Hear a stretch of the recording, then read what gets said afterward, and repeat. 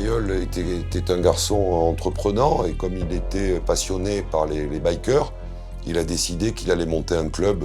Un club basé sur la fraternité, basé sur l'amitié absolue. C'est le groupe par excellence auquel un gamin rêve d'appartenir. Mayol fait croire qu'on reconstitue une famille, fait croire à la fraternité, mais en réalité, il est chef d'un groupe qui va être à ses ordres et on va découvrir des lois qui sont aberrantes et effrayantes. On est ligoté, on est fouetté, on est humilié.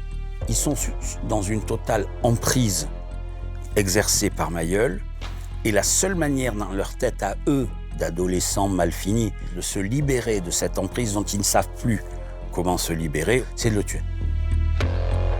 Une scène abominable, 32 coups de couteau. Enfin, c'est quelque chose de terriblement effroyable.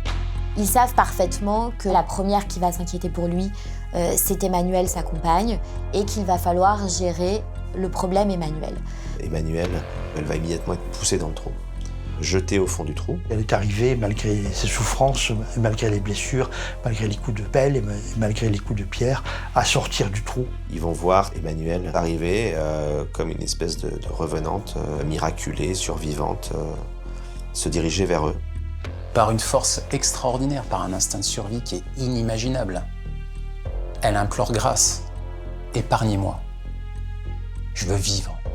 C'est abominable et atroce ce que ces accusés ont fait, ce que ces personnes ont commis. Ils sont dans un film d'horreur. Il n'y a pas d'autre mot. Ils sont dans un film d'horreur. Cette affaire, je l'ai appelée Voyage au bout de l'horreur.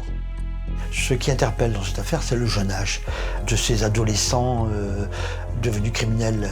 C'est une affaire qui peut arriver à n'importe qui. Même aux familles bien pensantes.